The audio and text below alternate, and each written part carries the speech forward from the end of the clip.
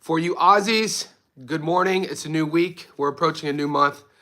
This is Monday morning, 6:30 a.m. This is our first live stream of the week. In this live stream, we're going to go over the weekend in boxing that was. We're going to go over our wins. We're going to go over, more importantly, our losses. We're going to go over where we won our money, where we lost our money. We're going to open that conversation up. Also, we could start the narrative with the headline on this video about Floyd Schofield. I feel of all the performances this weekend, I don't think it's too shocking to say he made the biggest statement. I went into this weekend of boxing saying that he has to prove it for me, and sure enough, he did. Look, I love it when I'm proved wrong. We're not fortune tellers here. We could just pair up our predictions with reasoning. So in the first few minutes, I'm gonna let everybody check in. Let me know where you're tuning in from. And all I ask is to like this video. Also, I want to know how you did this weekend. It was an up and down weekend in betting. DJ's in the house, Vegas in the house. There are so many interesting fights, guys. There's guys that going into the weekend, some of us never heard of. There's guys going into the weekend that, performed how we thought they were going to perform. And I think all in all, when you think about, I didn't cover the Jake Paul fight. I told you guys ad nauseum why I'll never cover a Jake Paul fight. But there were some great fights on that undercard. And unfortunately, for us real boxing fans, I think a lot of those performances were kind of overshadowed by the circus that it was in the main event.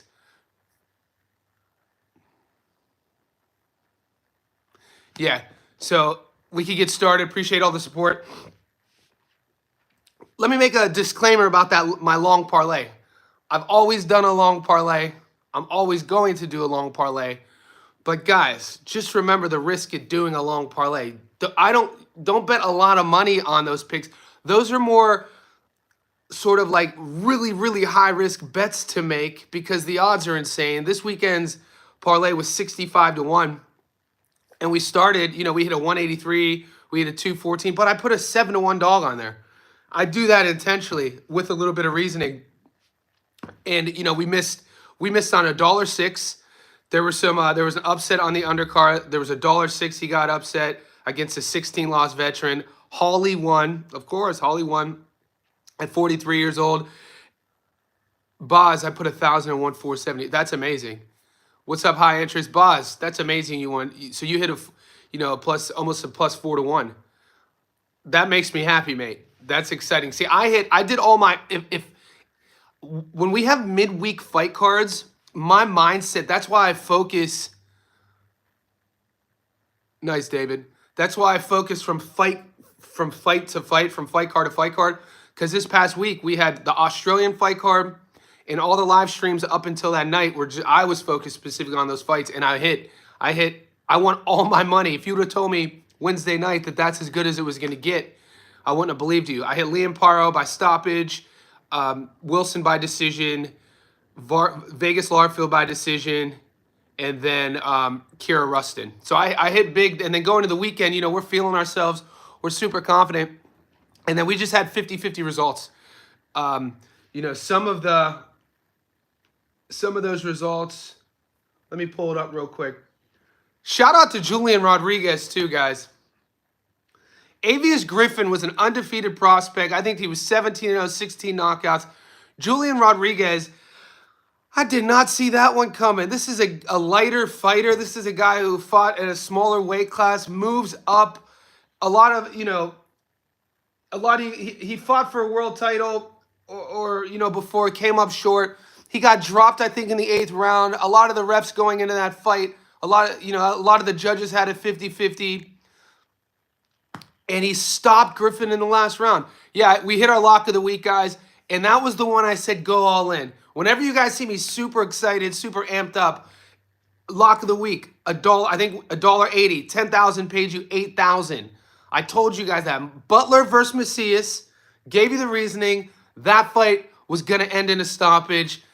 We hit huge on that. But for me, I want to win all of them. Like in terms of, I know it's it's not feasible. But that's my mindset. So I actually forgot that I hit that big Butler versus Macias because my long parlay got cooked. So yeah, Tevin let us down, and I got to give credit when credit's due. What's up, David? Yeah, dude, David, great question. Hold me accountable. Floyd, here, I want to ask you guys something. In my fight prediction, in the analysis video, I talked about Floyd being dangerous early, that youthful energy, and I thought Farmer was going to be able to navigate it. Rewatch that first knockdown. Floyd Schofield must have some freaky power because his feet weren't even set.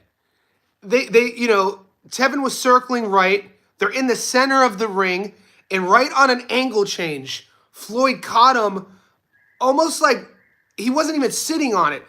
That kid we know how explosive he is, but mate, I did not see Farmer. I did not think that Farmer was going to stand in the middle with him right there in the first round and trade. And Schofield out angles him and catches him with that hook. It was gorgeous. Of course, I have nothing bad to say about Kid Schofield. I just said going into it, I didn't think he was that dude. I said he has to prove it to me, and he did. My question though is, he's still gonna have his doubters though, and I'm not one. I'm documenting Floyd. I documented his last fight. That's it. Now he has to show me that he's not, because I'm going to be supporting Schofield as I support all these fighters. But my question to you guys, tell me if I'm off base. His haters will still say, I bet, that, oh, I need to see more. It was a fluke. Farmer made the mistakes. Farmer didn't fight educated, and Schofield just caught him. But if Farmer would have circled away and took him into the fourth, mid-rounds, that's when we would have seen Schofield. So some people are still going to say that. Curiel looked good. Dwayne in the house. Curiel looked good. There were a lot of performances this weekend that jumped off the paper. For me. I hit big, my parlay in the UFC got cooked, but I hit a huge prop bet on Joshua Van beating Brandon Royval. So I hit on that bet. What's up, boss? Appreciate the support. Fight Shakur now. Yeah, the live stream's cooking. DJ's in the house. Boss, man, I really appreciate you taking care of me like that.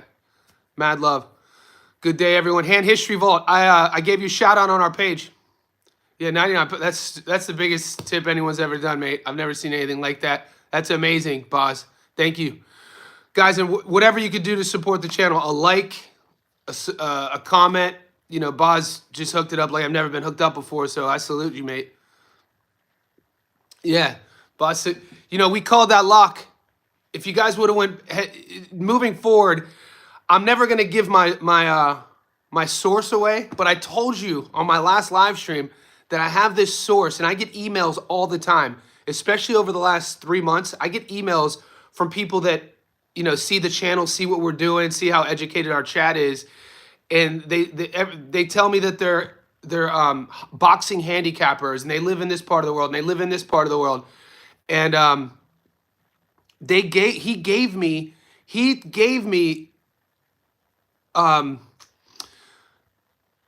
Mabili by first round knockout. He called that.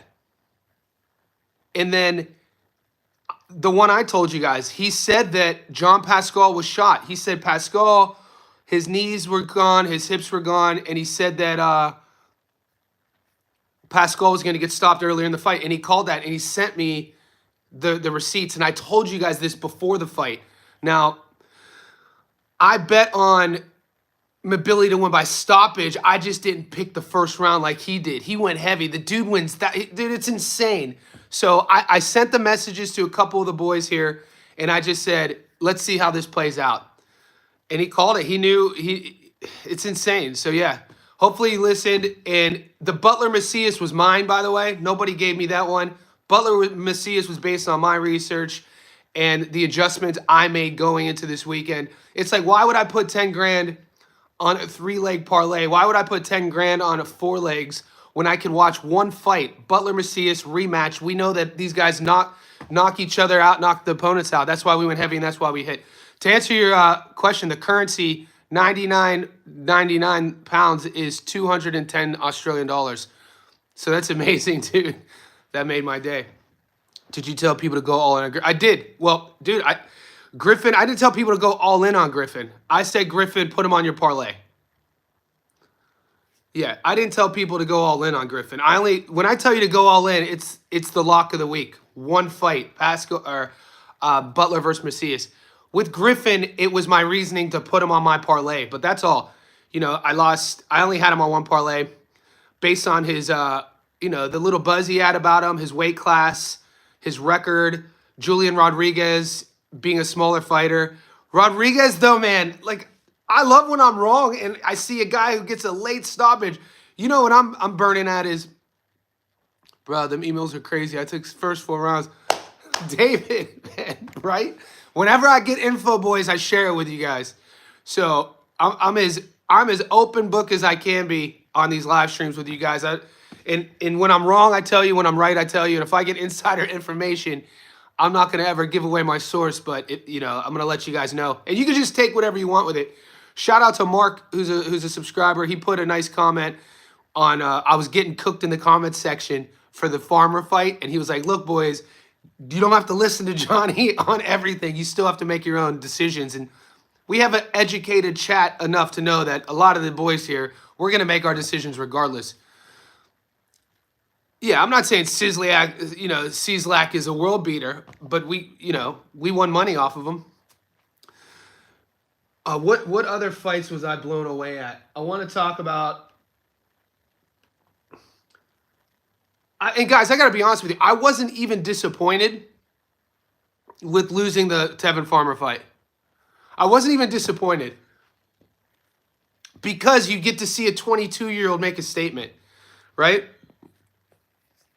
We got to see a 20 dude. And for how many times you've heard me say Auntie Sco, and this is true. They blocked me on social media. I can't even tag Schofield in anything on Instagram, nothing. And this is, I think, one of the first times I've been blocked by him. I've been blocked by a couple of the boxing content creators in America just from raising questions. But I'm a Floyd Schofield believer. I'm so happy for the 22-year-old. This kid just proved me wrong, proved his doubters wrong, put his name on the map. He has world champions talking trash about him. What have you done for me lately? That kid showed up and starched Farmer, a guy who Farmer had only been stopped in his first fight ever and in his 12th fight. And that was it. And nobody else stopped him. Just went 24 rounds with Zepeda. Call it what you will. I don't think that he was broken. I don't think that he took so much damage. He went into the Schofield fight broken. I just feel like he came in there a bit cold, a bit cold in terms of he wasn't ready for that storm. Dude, Schofield, that's a great game plan Schofield had. And shout out to Auntie Sco. As soon as the fight starts, put the foot on the gas, pressure this old veteran and see if he can handle it. See if he can make the adjustments, and he couldn't. I thought that was awesome to see, man. I'm a fan of it. I'm here to see it. So when I lost that, I knew I was going to get cooked in the comments, but I don't care. I'm glad I got to see a 22-year-old step up like that and win a fight like that. That shout out, man. That was good to see. It was good to see, man. I didn't see it coming.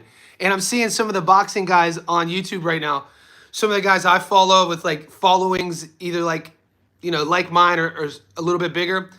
They're doing their videos like this and they're all saying the same thing. They're like, dude, I was wrong. Floyd Schofield made me look stupid. It's just boxing, guys. We can't always get it right. And, we listen to what we listen to, but it's up to us to make our own decisions. Yeah, he destroyed him. David, yeah, and some of you boys, Hand History Vault.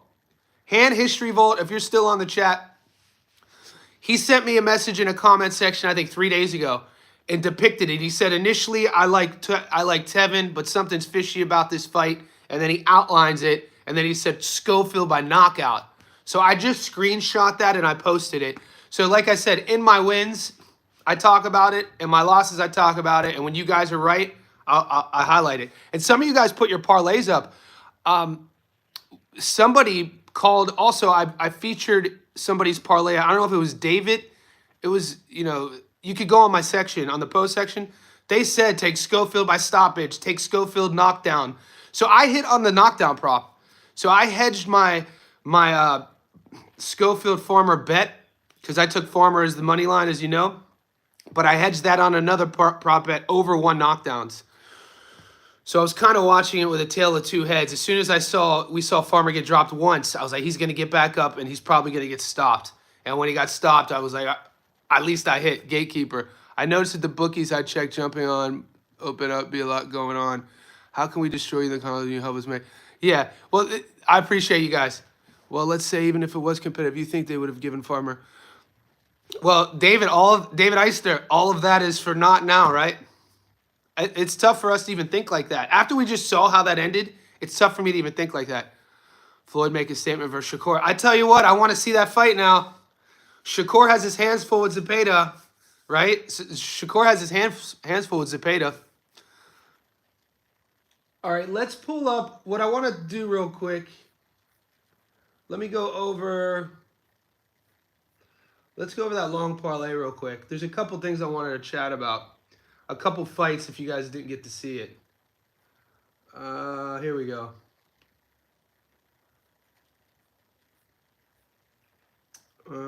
Okay.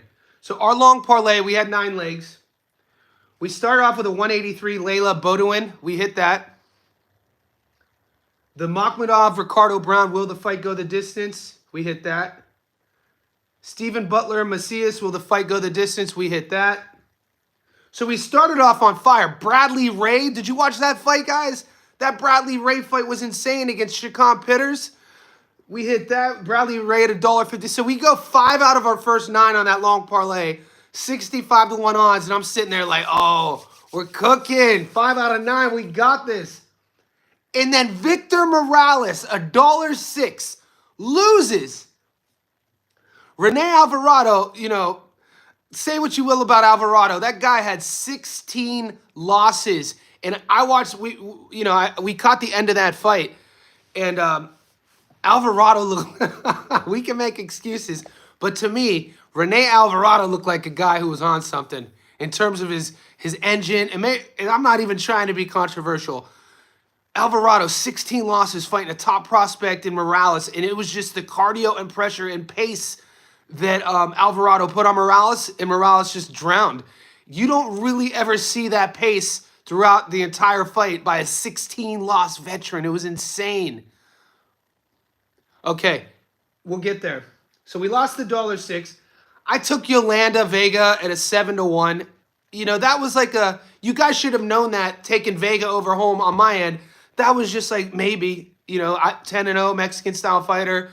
I thought, there's a chance Holly's going to be shot, but Holly used that, 43, 30-year-old fight career to win. We'll get there in a second, David. And then the other one we lost was Avius Griffin. I know but Alvarado, man, it was amazing. And Raul, there you go, Juan. Raul Curiel, too, guys. Did you guys watch the Curiel fight? What do you guys think of Curiel?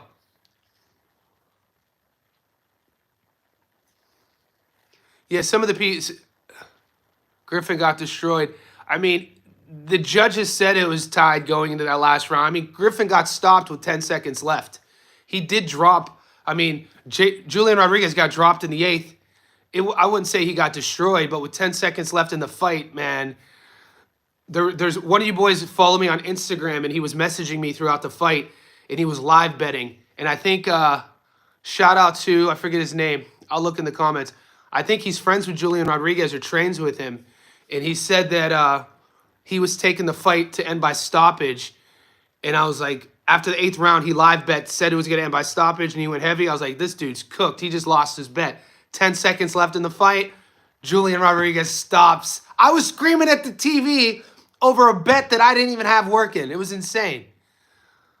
Yeah, Curio, I think another guy to bookmark, I think moving forward, Raul Curio. He impressed me 100%. And then we won money on Kevin Johnson too. I didn't highlight that fight. One of you boys in the comment section did 2 days ago. You said that Kevin, and you put me on. I knew about Kevin Johnson. We covered his fight a fight ago against. He was fighting an American prospect in Long Beach, and of his, I think, handful of losses, he had never been stopped. So we won 2-1 money on Kevin Johnson not getting stopped against the guy Iriarte, who was 7-0 with seven stoppages. So that was another good prop that I won off of you guys.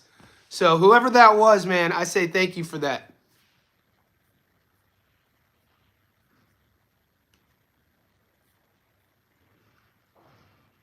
Yeah, so we'll let this simmer for a bit more about, what a week of fights. It was up and down, but we do have a week ahead of us, guys. We have 2 fight cards.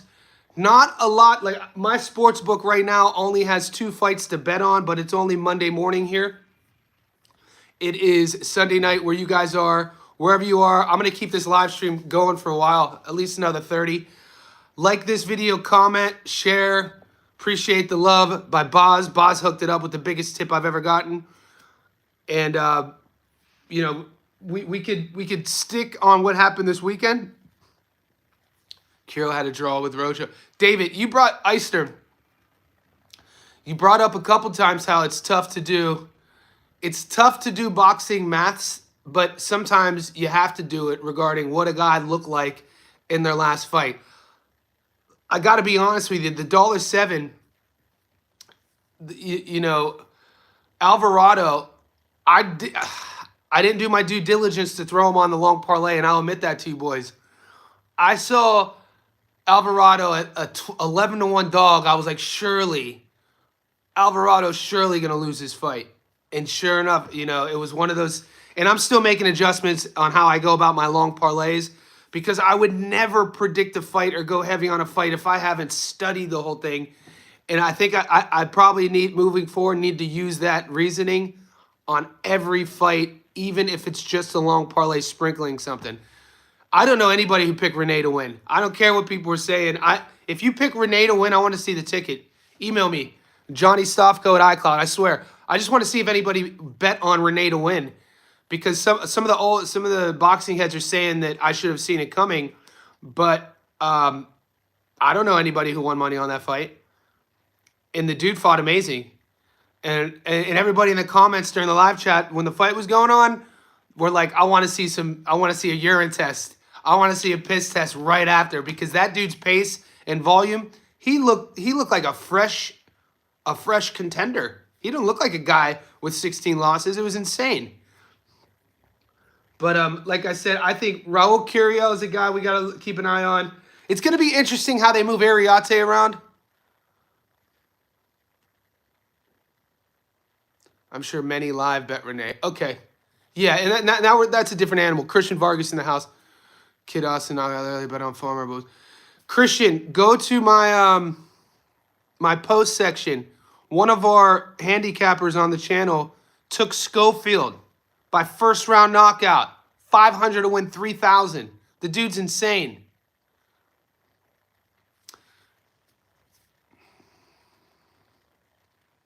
You think Sky's going to finally get a stoppage, Mar? Do you think that Sky's going to finally get a stoppage? I mean, she's her style, death by 1,000 paper cuts. I think that's fair to say. And in her last fight, she fought Tiara. That fight could have went either way. She lost her title, but it wasn't a wash. Yeah, Jay, the thing about Iriarte, how young he is, man, I love how he picks his shots, and he's going to take a lot from that Kevin Johnson fight. But Iriarte was 7-0, 7 knockouts. I think he had 11 pro rounds fought. Yeah, she doesn't have any power, exactly. That's why I don't see her winning. But somebody sell me on her by stoppage. Why do you say that? She's $1 against Campos Gonzalez, a 28-1 favorite. My issue with Sky Nicholson, these are always her odds. What's up, everything by John? Yeah, we covered the Tevin knockout You know, talked about it earlier in the live stream. Hats off to Schofield. You know, jumping on the gas early, pressuring the veteran, and catching him. That's another thing about what Schofield did. We could talk all we want about what Tevin didn't do, but even though I bet against Schofield, if you're a boxing fan, if you're a true boxing fan and not a fan of a fighter, when you have a performance like Schofield just had against Farmer, I think it's really important for us not to focus on what Farmer didn't do. Because I'm seeing a lot of that going around. Farmer didn't do this. Farmer didn't do this. Give Schofield his flowers. Let's talk about what Floyd did. Pressured him. Jumped on him. Accuracy. The accuracy he had, he threw, it was like of his power punches, all of them landed. And they all landed in the sweet spot. Granted, and sometimes that's not easy to do. You hurt a guy, they get dropped, and your eyes get really big and you're seeing red and you want to stop them, and you see guys overswing a lot. You see guys miss. They get out of position, and then their opponent ends up lasting the rest of the round, and then they get settled in. Not Schofield. I was impressed with Schofield's accuracy. Johnny has Puello winning. I like Puello, and I know some of you guys like Matias. I like Puello beating Matias. That's what I'm saying. Where was that power? And Christian, I think that power isn't like, where was that power? He has one punch knockout power. Every time he lands, it should do devastation. No, Schofield's power is developed through his speed and accuracy. So in his last fight, he was fighting a guy, and this is why you have to see the fight within the fight. It's really hard at the highest level to land in the sweet spot against a guy who knows you're trying to land it. So, I mean, what Schofield did was impressive. What Schofield did was impressive. And I was at nauseum saying I wasn't a believer. He has to prove it to me. So even though it was a first round stop, it was early. My takeaway with Schofield is the game plan was on point. He then executed the game plan. The accuracy. I was really impressed with how accurate everything he threw. I'm so up for the month. Muscles Brown in the house. When did you check in? Hope y'all won some money. Muscles, yeah, our insider info is heating up this month. I think GAR wasn't used to go. I think so, David, as well. I can't see Puello get knocked out. All right, David Icer, John Cena. Let's get that chat cooking. I think GAR against Puello, his only loss. GAR was winning the first half of that fight, and his output started to kind of fade. We were live streaming that fight, and that's when I kind of became a believer in what Puello could do as a boxer. Puello's game plan, when you rewatch that fight and how he turned it on mid-rounds and later rounds and how he ended up winning that fight by winning rounds, he planned for that onslaught by GAR. Don't get touched too much. Make him come to you. Fight on your back foot. Puello's a good counter boxer, slick southpaw. He uses the whole ring. I would be really interested to see the adjustments GAR would make if he gets to fight Puello again. I think Puello is just, as a boxer, a level above Matias. I think Matias right now, and I'm a Matias fan, I think some of us falls in line in that romantic category I talk about all the time with fighters. We want to see Matias we want to see the knockouts. And you're right. Puello, that Sandor Martin win could have gone either way. Sandor Martin's a guy, what if? There's a lot of what if fights on Sandor Martin's record, and it kind of highlights some of the, downside of being the B-side. Martin goes into a lot of these fights as the B-side, and we know that on close rounds, close decisions, they don't always go the B-side's way. So Sandor Martin is a hell of a boxer, guys. He's not really gets a lot of pub, but that dude is a nightmare matchup for the whole division. He is world class. My issue with Sandor Martin at times is he just doesn't do enough at the end of rounds. So I had Puello winning the fight. We broke that video down. I don't think Martin's overrated. I think Sandor Martin's underrated. Do you think Sandor Martin's overrated? I would disagree.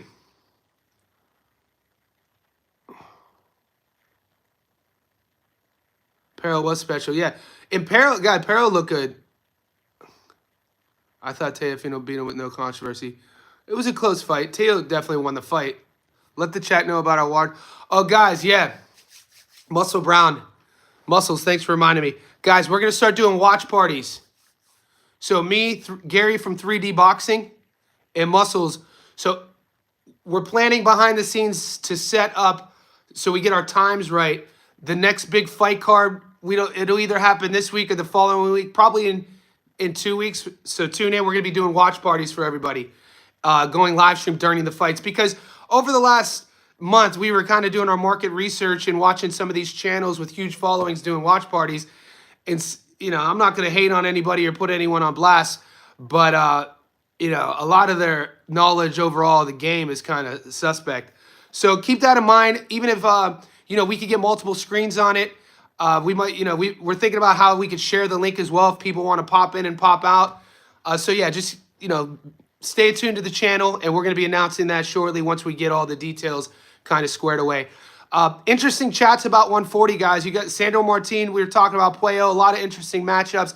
Guys, did you see what Turkey Al-Ashik just tweeted? Brian Norman Jr. versus Devin Haney. Allegedly, it's official at 147 in November in Riyadh. If that goes down, the only thing I'm pissed about it is that it's in Riyadh. I want to hear your take, chat. So let's see how this goes. If you heard about the tweet, let me know if you have, and let me know if the legitimacy, and then obviously we got to get to how we see that fight going.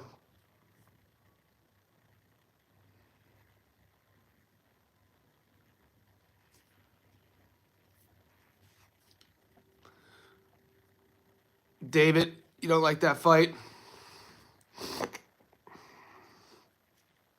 Oh, no, I respect the hell out of him. I'm saying that I want to know how you guys see that going. I'm a huge Polanco fan. Santana and Polanco.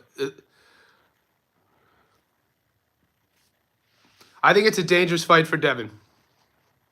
And I think people are kind of still unaware that Brian Norman could box. And surely Devin's not cashing himself out. He's only 26, right?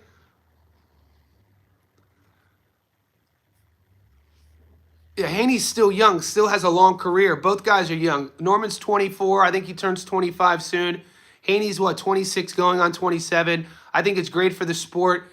Haney's, going to 147. I'm interested to see how that body fills out. We know that he kills himself to make, I can't believe he was making 35, even at 40.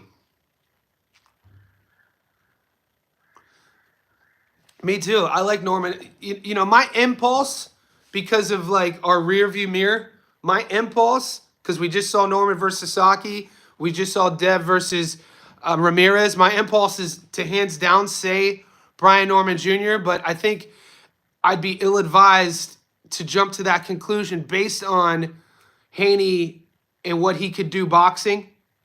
I think sometimes a fighter needs another fighter to bring the best out of him. We know Devin Haney, these guys are very proudful men. These are proudful men coming from proudful camps. I think it's an interesting fight. I don't think you got to understand why Norman looked like he did against Sasaki is because Sasaki gave him that fight, not handed him the style. We knew that. That's why we won money on Brian to win by knockout, because Sasaki's style, front foot, put you in the blender, punch with you, firefight. We knew but Devin's not going to do that. So you know what I'm saying? So we're going to have to see. You got to think about how Brian would, cut off the ring. How Brian, we got to see him throw punches when his opponent's not right in front of him. We'd have to see how he would deal with Haney's jab, Haney's hand speed. It's actually, I don't think it's a wash like people think it would be. I don't think you could just quickly just say that Norman Jr. washes Haney, because it's a boxing match. And like I told you guys about Hitchens versus George, I think Haney's still going to have a viral moment. I think Devin's so young that he's one viral moment away from being back like in the public's eyes again. So who knows? It's a fun fight. I hope it gets signed. I hope it gets signed. We'll see what happens. Brian Norman Jr. is a nightmare, though, mate. Come on. If Team Haney signs on the dotted line, man, how do you not respect Devin Haney? Look at who he's fought. The dude ducks nobody. He fights everybody. A tight guy. David Eister already got his head on the lines. I love it. Head on the lines. That should be a T-shirt. Already got his mind on the lines. I had Walsh losing to Villarreal. I just think Walsh is overhyped. Yeah. Same. I don't think it's shocking news to say he's overhyped against Garcia. I mean, skate review. I mean, going his way. Hey, my outpoint Norman. You heard of her. Yeah. Muscle Brown. I could see that happening. But it's interesting. Norman, I think in terms of Norman's upside, let's answer this question.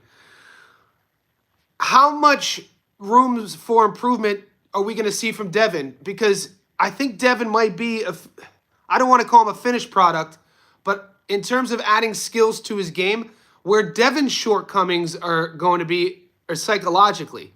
We know about the skill set, the athleticism, how he could operate inside the ring at the highest level when he chooses to. Devin's shortcomings as of late is here.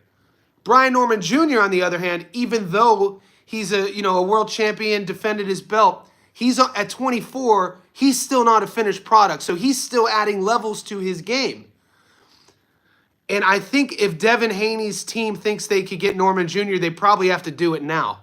Because in my opinion, Norman Jr. at 27 versus Norman Jr. at 24, I think 27-year-old Norman Jr., it's not even a question versus Haney. So I don't think I'm too wrong just having that chat. Yeah, MMA better. We haven't been able to touch base yet, but there's 2 fight cards this week. One in Turkey with Albert Batsagiyev, and then a fight card in Manchester with Jack Catterall. We'll get to that in a second. Another fight I heard about is Iglesias versus Shishkin. 2 names that fly under the radar that I'd love to see fight. Honestly, Iglesias versus Shishkin. Go to their box rec, see who they, watch their highlight tape. That would be a fun barn burner.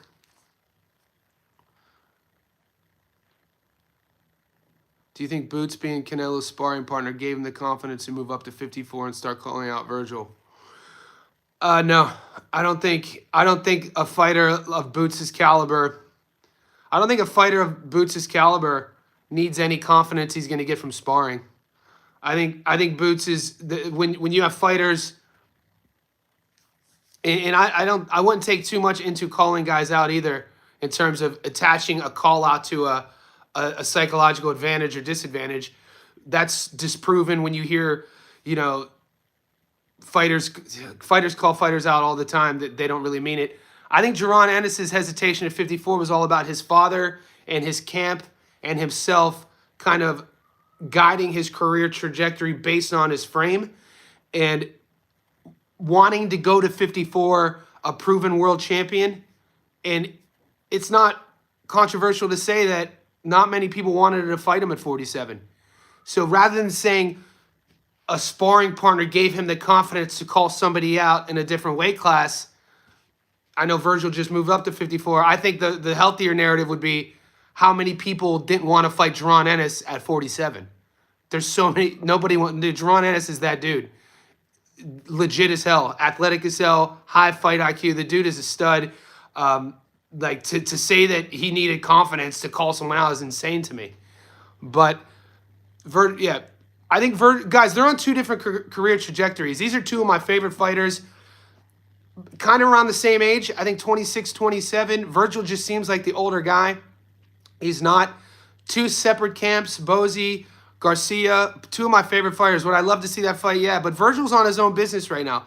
I think Boots is trying to get to Virgil's level. Even though Boots is the world champion, Virgil's name is he's deciding now the fights Virgil's taking are gonna sort of create the legacy for his career. Boots is still climbing, if that makes sense. And that's not a knock on Boots.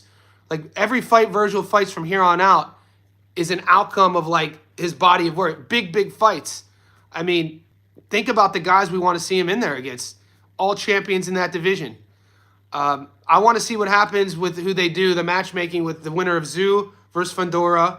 What happens with that winner? We want to see, rumors, Murtazaev is fighting Josh Kelly. I know nothing's been announced or signed. I've been getting messages about that fight. I've been getting emailed about that fight. People saying that they know a guy in Wasserman Boxing. Wasserman is the promotional company who promotes PBK, and they're saying that that fight's going down in September. I mean, we just saw Kelly knock out a very fringe domestic guy in Flavio Bea, and we haven't seen Murtazaev since the Tim Tszyu fight. So I'm thinking,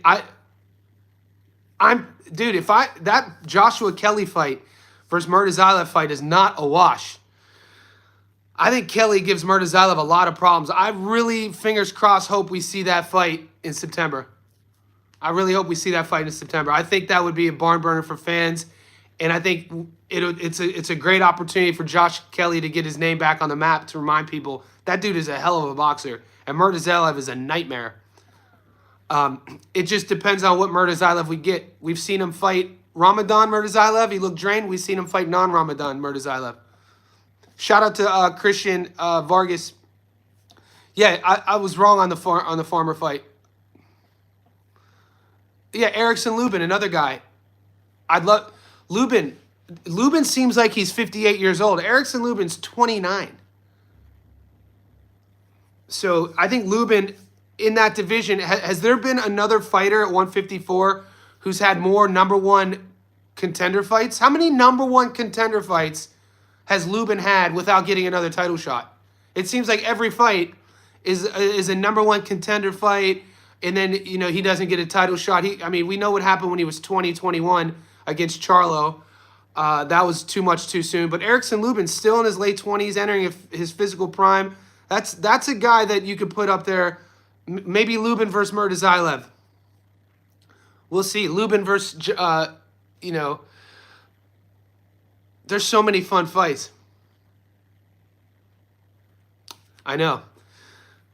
And he's coming off a victory. We just saw him fight Arjuro Holmes.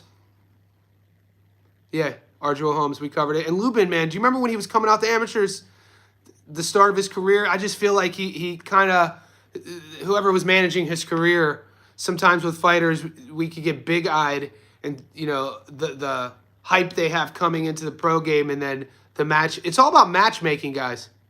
Norman will beat Haney hands down. Johnny, if the WC in order. I hope to God they order Ortiz versus Boacek too. I hope to God. I like Ortiz in that fight. I think it'll be just like the first one, a cracker. Amazing fight. I just think Virgil, it's hard to explain. I'm not saying the Boacek we saw against Michael Fox is the real Boacek. All I'm saying is, if you had to say that somebody lost, because Virgil bounced back and beat Madrimov after that fight, but both guys probably left a little bit something in that ring. That was an all-out war. And, you know, Virgil got dropped a couple times, but a lot of those were a few of those were, you could call them flash knockdowns. It wasn't like he lost consciousness. And Boacek got hit a lot to the body. I would definitely side with Virgil against Boacek in the rematch. I definitely would. The 154, man, that division's insane. There's so many. I want to get these fights made, right? I just think Boacek's another example of a guy whose career has been managed. Who is promoting Boacek, mate? How is a big promoter not stepped in and be like, dude, let's promote this guy? Why is this guy fighting Michael Fox on a UFC Fight Pass card? 135, 40, 54. Great divisions. And you know what, man? There's been some names coming out of nowhere. 68. I mean, 68 just doesn't have the depth.